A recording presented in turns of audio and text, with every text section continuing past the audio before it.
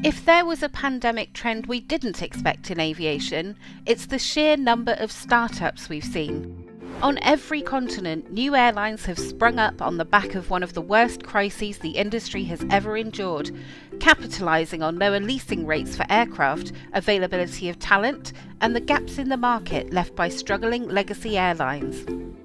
One such airline was Lyft, a South African carrier founded in December 2020.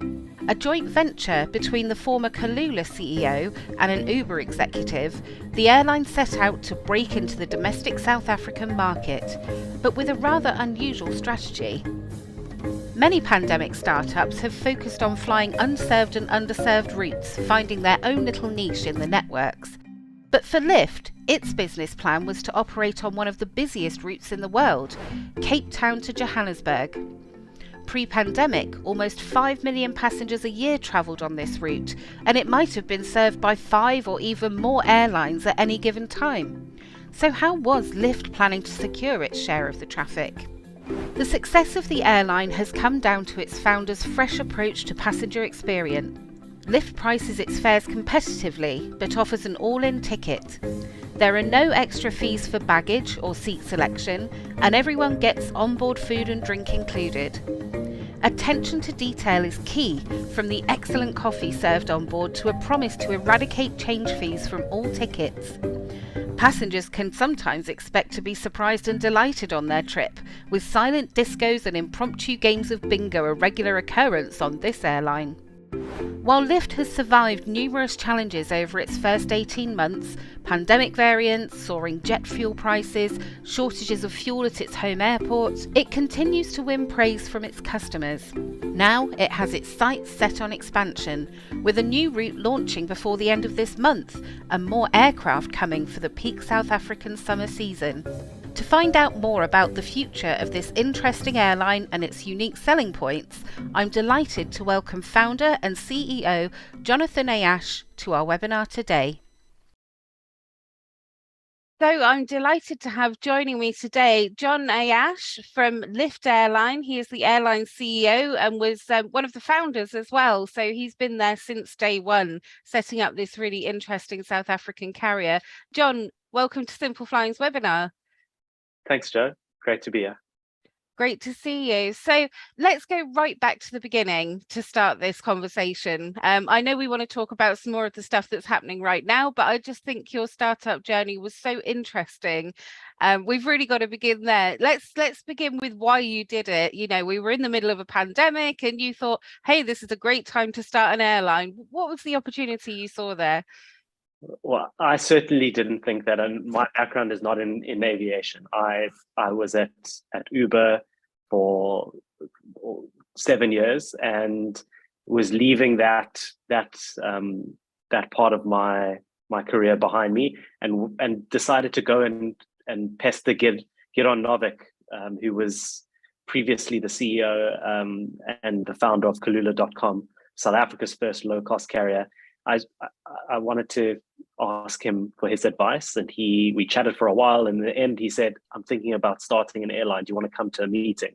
And I said yes. And then that kind of spiraled into me jumping in full time, knowing very little about the industry, and probably a good thing, because the less you know, the less is there to kind of sound the warning bells in your mind about what could go wrong. And it's been an absolutely incredible journey over the last almost 2 years now. The best analogy that someone said right at the beginning was, it's going to be like drinking from a fire hose in terms of the learning and the upskilling that's going to be required. And I couldn't agree more. I can imagine it was a very steep learning curve for you. Yeah. And you didn't do it the easy way. I mean, most people, they maybe buy some assets, or, you know, they acquire a few bits and pieces and kind of start slowly, and it takes maybe 2 or 3 years before that airline takes its first flight. You guys did it in 90 days. Just tell me how that worked, and why, you know, why were you in such a hurry, and how did you make it work? So we launched the business fairly quickly, from first meetings to our first bookings and first flights. And that was partly because COVID gave us a really unique opportunity. In South Africa at the time, SAA were not flying, and neither were Comair. So Comair been grounded as well. And so there were these two huge carriers that previously made up the bulk of South Africa's domestic market. And we saw this opportunity to launch and scale up, scale fairly quickly without them there. And in addition to that, because so many aircraft were parked and there was so much talent available, we were able to get really flexible operating leases and hire some exceptionally talented people. And so this all kind of coalesced, and the timing just made sense. And so we entered the market. Our first flight was in December 2020, right in the heart of the pandemic. And it was really exciting, but at the same time, and Comair came back and started flying again. Subsequently, SAA did as well. So we kind of knew that was a possibility, but it was the reason we wanted to rush and get in there. The route that we decided to operate first was also an important part of it, which is the Johannesburg Cape Town route, which is one of the busiest routes in the world, and also quite resilient. Even though we were in the middle of COVID, we knew that if any route was going to be able to sustain us through the different waves that we had, it was going to be this one, which had a good mix of leisure. And even though there wasn't a lot of business travel, it still had some of that on the route. And so it was all of those things that kind of pushed us into that timing. Incredible. And I think, just goes to show it can be done. So you talked a little bit about the planes that you were able to access because of the pandemic there. And of course, you settled on the Airbus A320. Was there a particular reason that was chosen as your basis for your fleet? Part of Lift's success is down to Global Aviation, who previously were doing and have been for the last 20 years, ACMI and charter operations. Obviously, their business was also impacted by COVID, and so they didn't have their planes were not operating, and so it was an opportunity to create Lift as a business line and a brand that they operate as a domestic scheduled service. And so it wasn't that we went out to find an Airbus, but that they operated them. And they're fantastic aircraft. I think in terms of the reliability that we've been able to achieve in the first 2 years of operating has been phenomenal.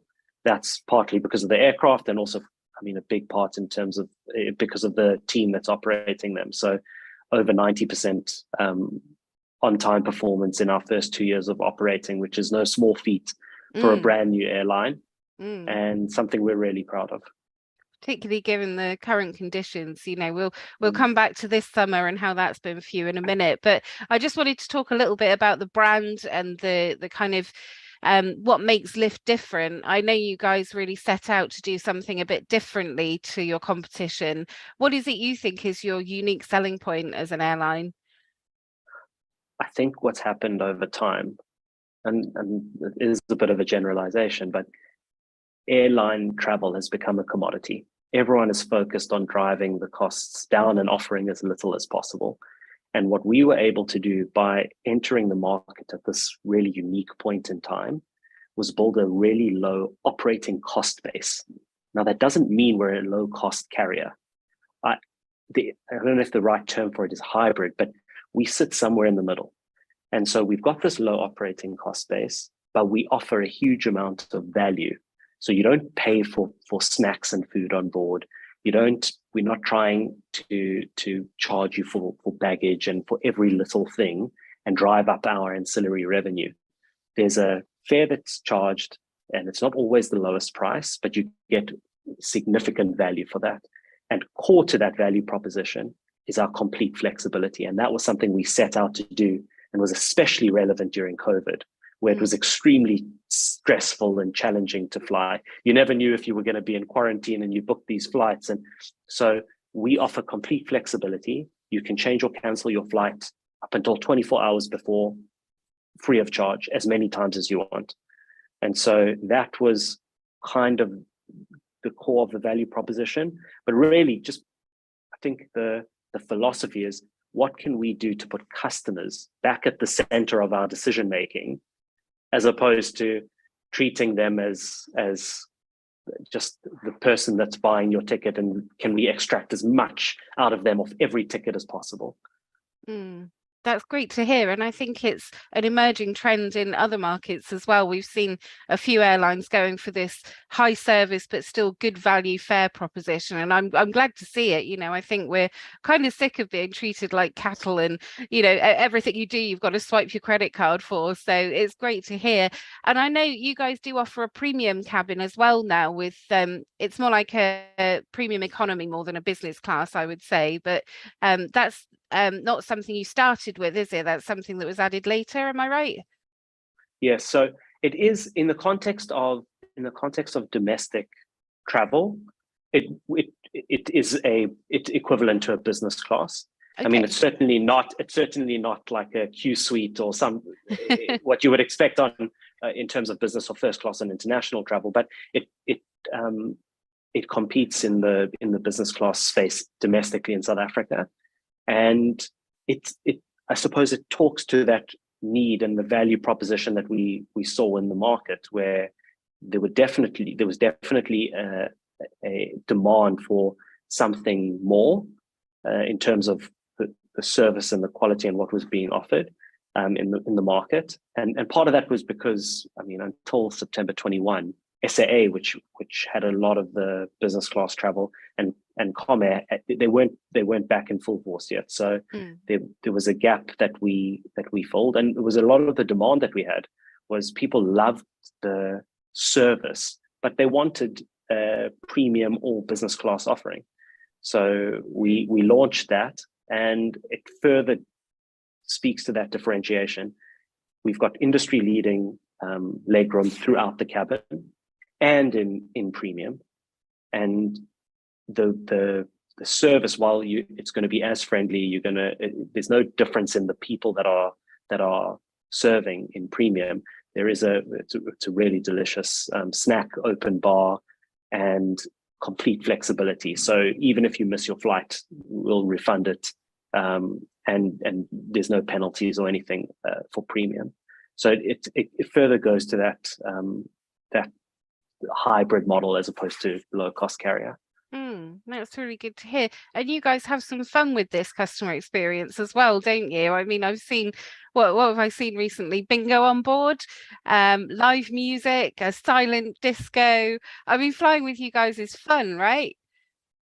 It kind of speaks to the personality of the brand, which is really driven by the people, and we like to come to work and have fun. I mean, it's stressful at a lot of the time because we're trying to move a lot of people, and we really take that seriously. We hate it if there are delays or if we've impacted a passenger who's traveling with us, but there's so much fun that we have, and a lot of these suggestions actually come from feedback we get from customers. So there's a QR code that we've got at the back of our seat where we ask for feedback, and some of the early feedback we got was, can we travel with our pets? And being pet lovers ourselves at Lyft, we thought, how can we do this? And now we actually offer a service where you can fly with your small dog in the cabin with you. And that's one example. We've done bingo, as you said. We've done a silent disco. So everyone had headphones, and we had a live performance at the front of the aircraft. And these were all just fun things that either the team have come up with or have come through feedback that we've had through our customer feedback surveys. That's fantastic, and great to see as well that you've got that flexibility to add some of these things people are asking for. So let's talk about how things have been for you so far. Like you say, you started in a bit of a void in the South African market. Things kind of picked up again, but we've seen more disruptions this summer. Comair having some problems, and other carriers disappearing out of the market. How's the demand for your services been? Are you flying with full planes?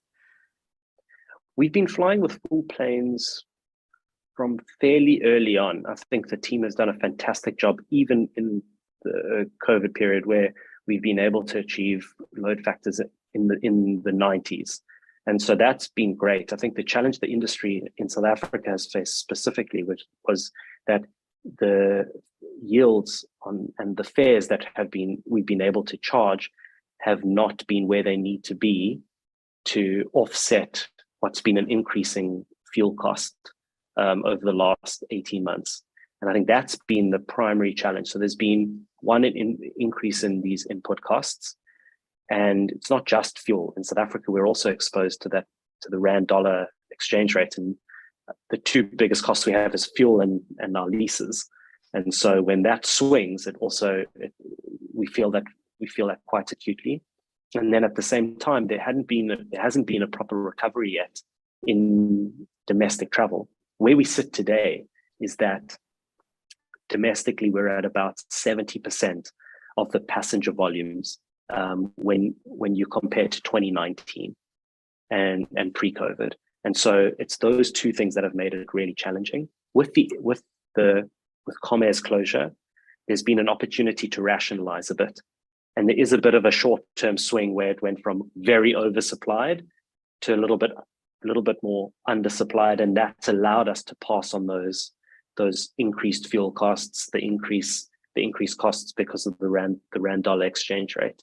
And we're entering a more sustainable period, which allows us to say, okay, what does expansion look like for us? Great. And on the fuel topic, before we go into your expansion, we've been hearing a lot about fuel shortages across Africa, particularly in Nigeria, but I do believe it's hit South Africa as well. Yeah. Have you guys been impacted by that at all? There's a challenge that we're facing at the moment in Cape Town, which is driven by the fact that a lot of the refinery capacity in South Africa has disappeared.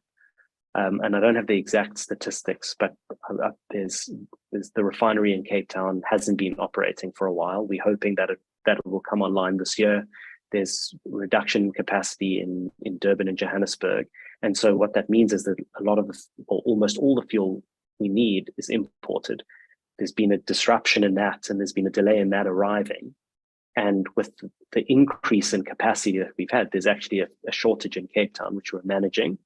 We're doing a lot of tankering out of Johannesburg, which again increases our operating costs, but the alternative is not viable. We can't not operate, or the last thing we want to do is reduce the number of passengers that we're able to fly and disrupt them because we need to tanker fuel.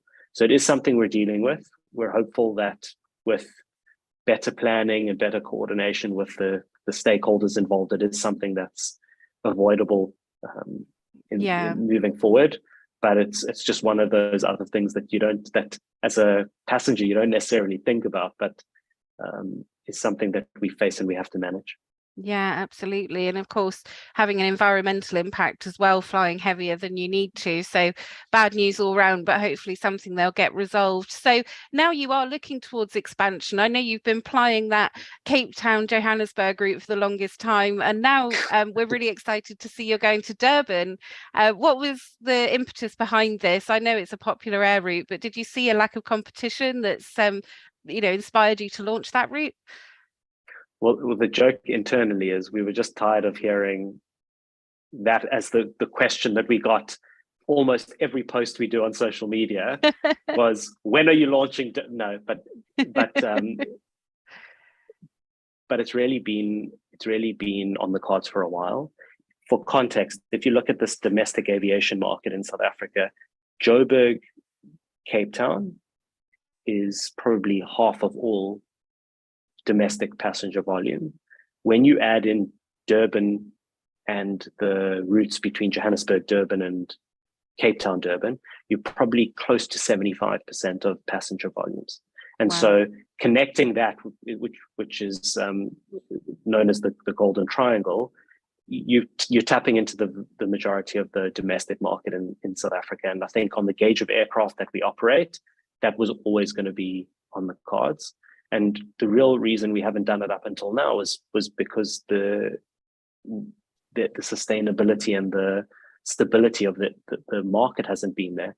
And the last thing you want to do is launch a new route which comes with upfront investment, not knowing that you can recover those costs or that you're going to be able to operate it profitably. So with where things are today, we do see sustainability in the short to medium term, And we're hopeful that as an industry we can behave more responsibly and grow into the recovery as we go back to normality. Absolutely. And that's launching late October, is that right? End of the month? Bookings have opened, and our first flight is scheduled for the 26th of October. That is between Johannesburg and Durban. We're expecting, in addition to the new route, we've got 2 more aircraft that have arrived, and we've got another 2 that should be arriving before the end of the year. And as soon as we've got exact confirmation on when those 2 are going to be landing in South Africa, we will be opening the Durban Cape Town route as well. So it will be 2 new routes and 4 more aircraft on this side of the year. And then, excuse the pun, but the sky's the limit as we head into 2023. That's exciting. So you guys, I know you were operating for quite a long time with just 2. Does this bring your fleet size to 6 by the end of this year, or? Yeah. We've operated with 2 as a base, and we've flexed up to 3 a few times in the last 18 months. This will take us to 6, and we're doing it on a flexible basis. So global operate in Europe as well. And so we are leveraging the aircraft that they operate in Europe in South Africa. And so if everything goes well, we can extend those aircraft. But if we see that there is a downturn or for any reason it's not sustainable as we go into our winter period, we can then share those back and send them to Europe during that peak season. So it is when we speak about our flexible operating model, it's very practical at the same time. It's a very different way of doing things rather than signing these like 10-year leases and having to find places to fly those planes regardless of what the market conditions are. It seems a very different way of going about things and much more reactive. So great way of planning things, I guess.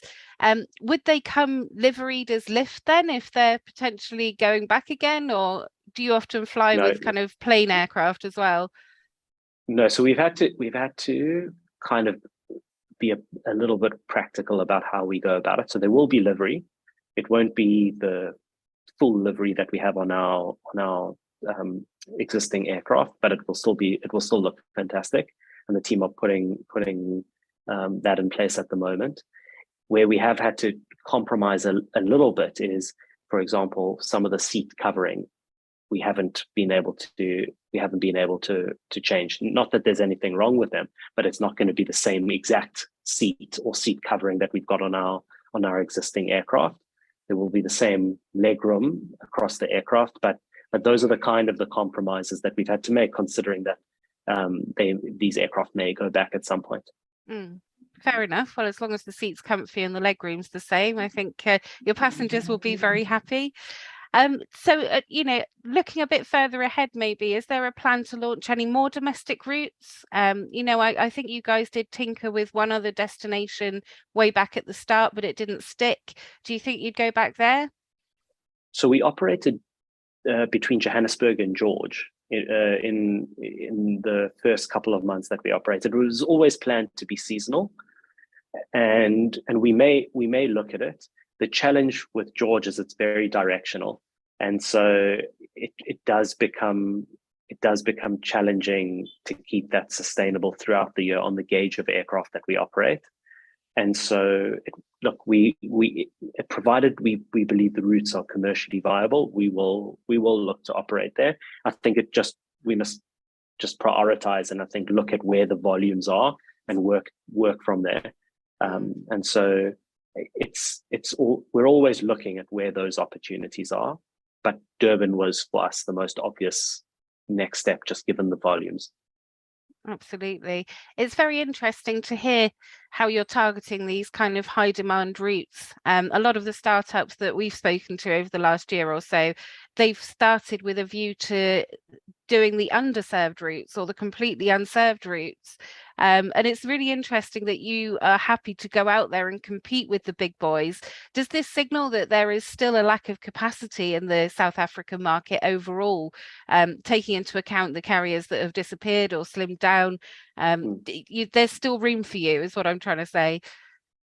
I think so, and especially on the Golden Triangle, it's very robust because it's got that mix of leisure and business, and it's the three economic hubs in South Africa. So I think on some of the underserved routes, it would be difficult for us to operate with the gauge of aircraft that we're using, because you kind of got that trade off between not having the frequency that you need to be competitive or not filling up your aircraft. And I think that's kind of where the challenge will be. And so we'll look at those, but we're also geographically, we're not ideally positioned as when you compare some of the other airlines that are operating in Europe, and there's just this abundance of choice of where you fly and the routes that you've got access to. So we're kind of playing with a bit of where our volumes are, and the fact that we're just on the tip of Africa, and how do we balance those two things? You're down at the end of the world down there. Exactly. Yeah, I do get what you're saying with the lack of opportunities. So I don't know, would you ever look to fly outside of South Africa to open up more opportunities? Is that in the plan? Well, I mean, absolutely. I think the regional opportunity in Africa as a whole has so much untapped potential. It's not just in aviation. I think more broadly speaking, there is something very special about the continent, and I think air travel and creating connectivity is one of the things that is going to help us unlock that potential. Right now, it's really challenging to get from South Africa to anywhere in Africa, from one country to another, and part of that is it's expensive and it's really difficult to get route rights, and we're definitely looking at that. And maybe it happens next year, maybe it happens the year after. But I think one of the things that's important, and I think as a aviation industry we need to push for, is to open up the skies and to make it easier for people to connect, because the benefits are not just for the airline industry, but I think for the continent and business and people as a whole. There is so much opportunity here. So definitely looking at the region, and there's some really interesting routes that we, if we can get the route rights and if we can get the right partners on the other end, we would look to operate. Exciting. That's really good to hear. I can't wait to see the announcements. But I get what you're saying about traveling in Africa. I mean, when I came down to Cape Town earlier in the year, it was a case of transferring through Addis or paying 3 times as much to fly direct from London. Won't name any names or point any fingers, but the fare costs on those routes are ridiculous. But thinking about the kind of inbound traffic and how you could maybe be a bit of a feeder airline, British Airways just lost its key South African partner that it kind of counted on to bring passengers to its hubs to fly them back to Europe. Do you see any partnerships with kind of international airlines being in your future? Would that be a benefit to you guys? Yeah, absolutely. And I think there are a couple of steps that we need to get right internally as a business. So right now, we're not directly in the GDS. So we're there through some of our other distribution partners, but it does make formal interline or code-share arrangements more tricky. Obviously, there are other ways of doing that, and we're exploring them. But you know what the truth is, at this point, to the point we've got to today, we've been so focused on accessing distribution more domestically, which has been the majority of where our business has been coming from. And it's only at this point today where international travel is kind of being unlocked again, and the carriers are flying back into South Africa, and interestingly into both Cape Town and Johannesburg. So there's definitely an opportunity. We're working on it as we speak, and hopefully we can set up some great partnerships with the international carriers flying to South Africa. And that was a conscious decision to stay off the GDS, wasn't it? I know you guys had a very digital first mentality, and I think this is part of the thing of you coming into the business as a non-aviation person. You looked at all our legacy systems and went, hold on, there's a better way to do this. Has that all been working for you well? And you're getting great customer feedback on this. It's a digital wallet that you use, isn't it? Yes, I mean it's been an interesting an interesting balancing act. There are obviously many things that are done in the industry for very good reason, but there are also things that aren't necessarily done, and we've got a great mix in our team of aviation experts and people with a lot of experience, and people that are completely new to it, like me. And just not being afraid to ask what often are my silly questions, like why do we need to do X, Y, Z? Sometimes they come back and say, John, just leave it. There's a reason. And other times it kind of drives some further exploration, and we change things. So the wallet that we've developed is a great facilitator of our flexibility. A lot of the times airlines, you pay for it, you pay an arm and a leg. Sometimes you can pay as much as 2 or 3 times what a normal ticket will cost to guarantee flexibility. And then you only get a voucher if you cancel. And that voucher sitting in an email somewhere, you lose it, it's not valid for very long. The wallet that we developed is to facilitate real seamless flexibility. So you go online the same way as you would manage your booking, you click cancel, and then instantly the money is in your wallet, which you can use to rebook. And so that was it. It's an example of something, and a principle we took kind of from Uber and the way that we handled the customer experience there, and try to bring it into the world of aviation. It's just one small example that we've tried to implement. That's fantastic. And I think, it's something, it's refreshing to see a different approach to doing this than the usual GDS based, like you say, get a voucher that you lose or it goes out of date. So fantastic. And are the customers enjoying your service? Are you getting good feedback on your approach to aviation? I think so. I mean, I think the main metric is, are we filling up our planes, and are we getting mostly good feedback? And I think the answer is absolutely yes. It's something we are very mindful of as we grow. It's not something that we must take for granted, and something we sit as a company and as our entire team, and we've been sitting and thinking about how do we not lose this culture and this ethos and focus on keeping customers front and center as we almost double our team in a very, very short space of time. So that's what we're actually going to be focused on, at the same time as bringing on the additional aircraft and the new route. Because if we can get that right, I think that's the thing that we are going to be known for. And our goal is really, we know we might not always have a seat for you. We may not always have a time that's convenient for you, but our goal is really, we want to be the first airline that you go and try and fly with, and we want to be people's favorite airline. And I think in terms of that, we're well on our way. Great stuff. A different sort of airline, I think. And John, it's been lovely talking to you this morning. Best of luck with the Durban route. Just to finish off, though, I'm sure a few people that are watching along today have noted that you are an ex-Uber man, and you called your airline Lyft. There's a very popular ride-hailing service in some parts of the world that is also called Lyft. But you guys actually threw that out to the public to bring that name to you, didn't you? So it's not entirely your brainchild. But I was thinking, No. You must have had some really weird names submitted as well. Can you remember any of the also rans? There was it's been a while now. So we tried to come up with a name. We couldn't come up with a good name that everyone liked, and so Gidon, who's our co-founder, had the brilliant idea of putting it out to South Africans. We got, I want to say, 25,000 suggestions. Wow, that's a lot. And what are some of the funny ones? Plainy McPlainface, I think, was one classic. that yes was but there were loads of funny ones, some that are not appropriate to share publicly, but loads of funny suggestions.